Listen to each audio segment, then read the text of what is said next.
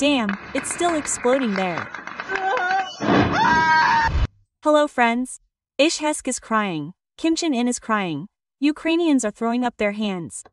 Pro-Russian attacks in Russia. The first burials of soldiers from the DPRK who are fighting on the side of the Russian occupiers, as well as serious and not very positive news about the situation on the front, as well as about possible Russian attacks. Today we are talking in the issue. Subscribe to us and watch until the end. You should know this. They rushed.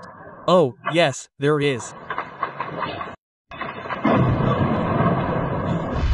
So, friends, in Iževsk, Russia, an electromechanical plant called Kupol was attacked. They did it with drones. The city is located 13 kilometers from the Ukrainian border, which is doubly nice.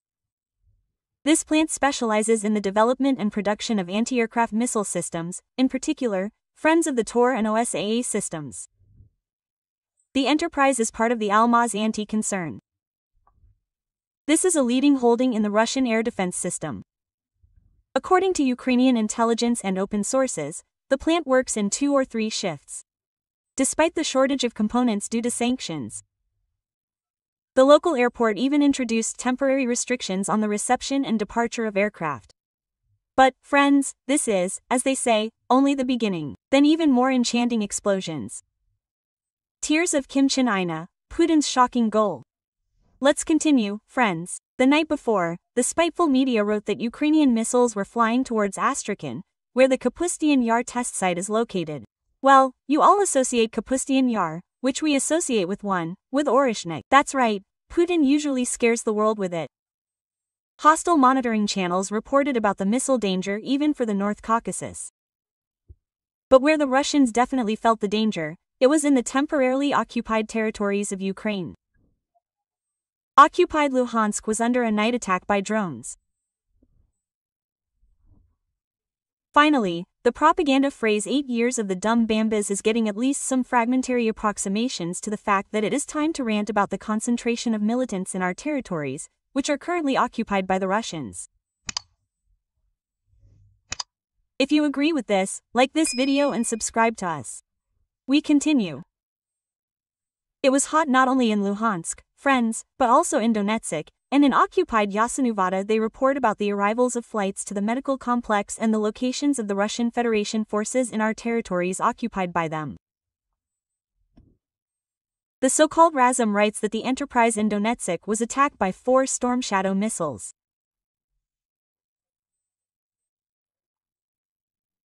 The author of the following video, friends, aptly summed up the attack with the words, "Another catch."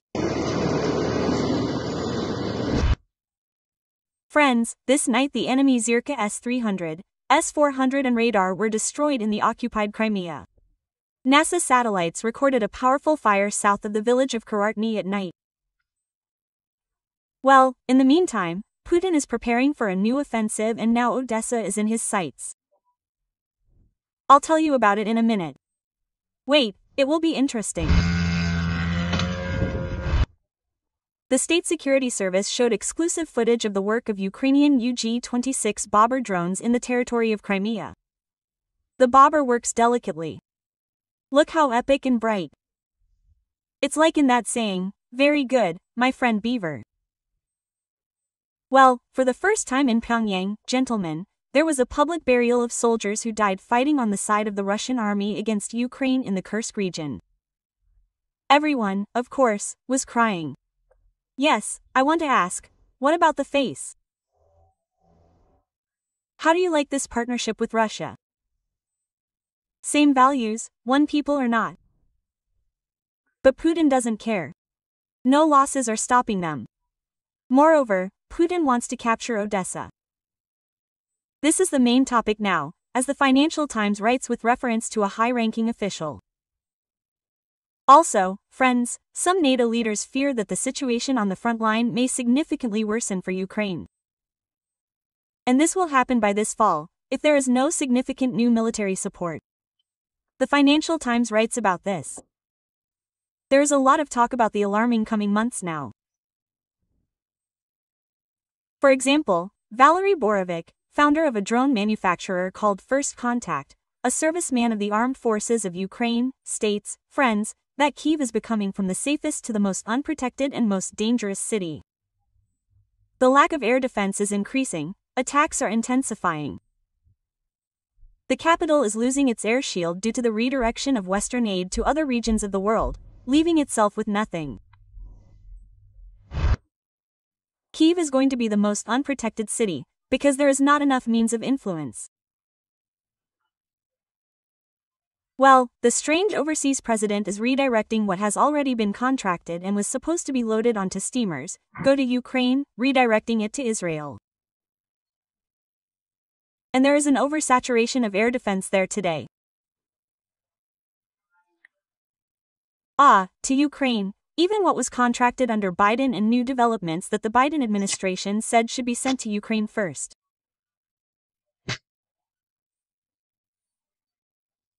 So, there is no clarity now, even for money, if we pay for our Western European partners there.